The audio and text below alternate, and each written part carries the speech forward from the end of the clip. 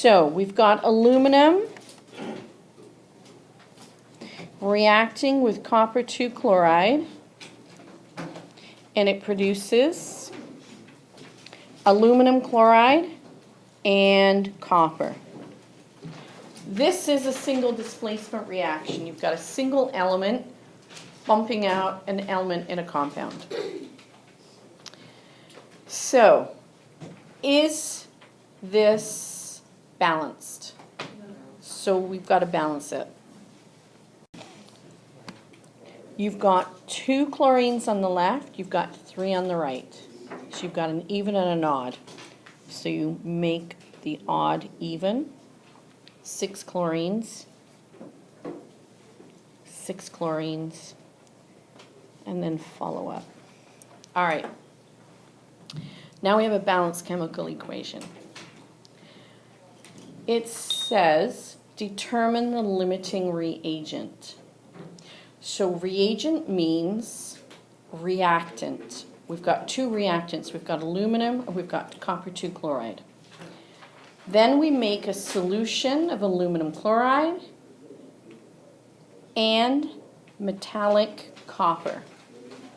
That's a solid. Which one do you think you're going to be finding the mass of? A solution or a solid? Solid.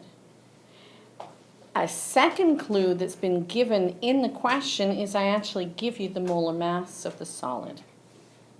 So check in the question to see if there's any more information. If you're doing just limiting reagent, it doesn't matter which product you do it for, as long as you do it for the same product both times.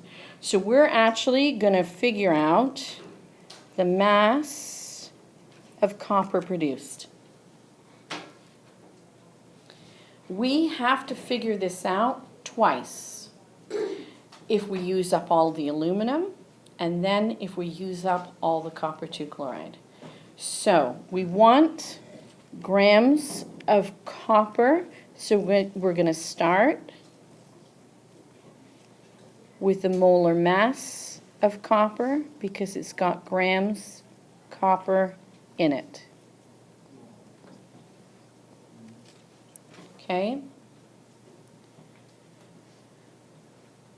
We want to get rid of moles of copper. We can do that using our mole ratio. Copper has to go on the top. Aluminum has to go on the bottom. So the first reactant I'm going to use is aluminum, and the only reason I picked aluminum first is because it's on the left.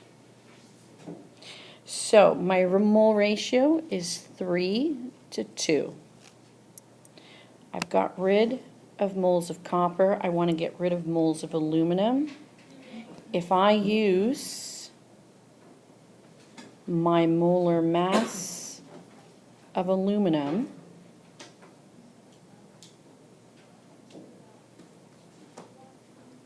I can get rid of moles. Now I've introduced grams of aluminum. I want to get rid of that because I want just grams of copper.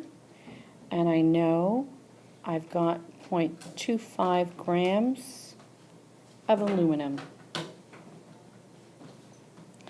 Now I'm done for aluminum.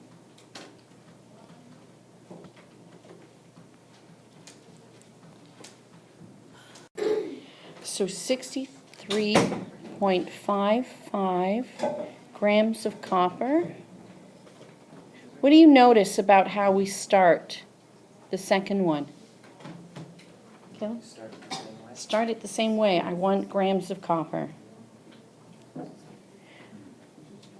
So I've got to convert from moles of copper, this time to moles of copper 2 chloride.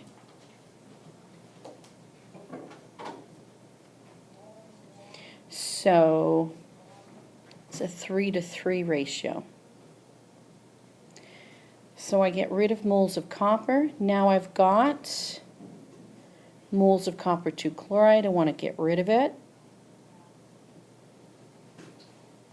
So I use the molar mass of copper 2 chloride.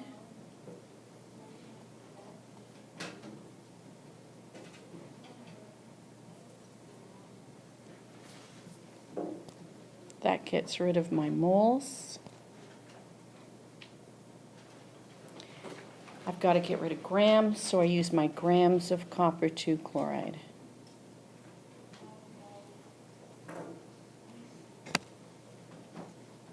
Now, the only unit I have is grams of copper. So now, we get the mass of copper produced if all of our copper 2 chloride gets used up.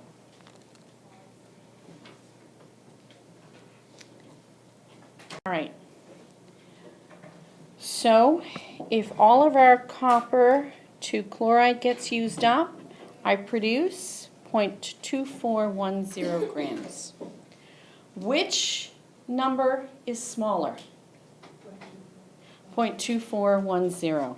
So, theoretically, I can only produce 0.24 grams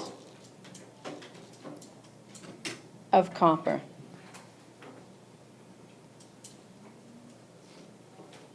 Because all of my copper 2 chloride gets used up at this point.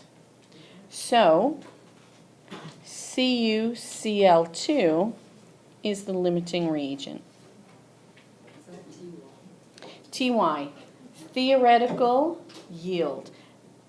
That theoretically is the maximum mass of copper I can produce from 0.25 grams of aluminum and 0.51 grams of copper 2 chloride. Using the formulas, calculate the number of moles of each reactant. So you've got to start with moles of aluminum. So that's the mass divided by molar mass. So 0.25 grams divided by 26.98 grams per mole. And then calculate the moles of copper 2 chloride. So that's 0.51 grams divided by 134.45 grams per mole. So start there. If you multiply by the mole ratio, your moles cancel and you get moles of copper. So how many moles of copper do we get from aluminum? So because these are the moles,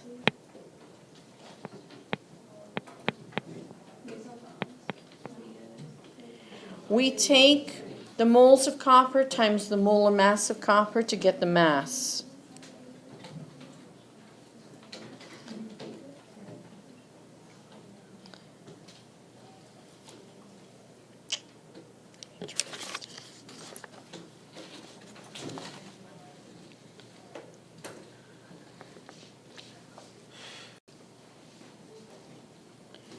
You've got 0.013899 times 63.55.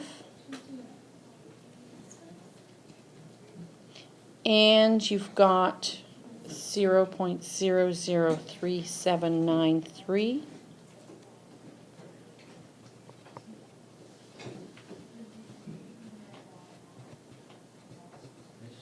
Yep.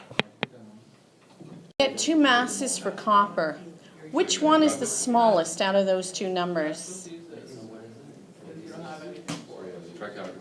You're right, the one on the right. This one. So this is our theoretical yield.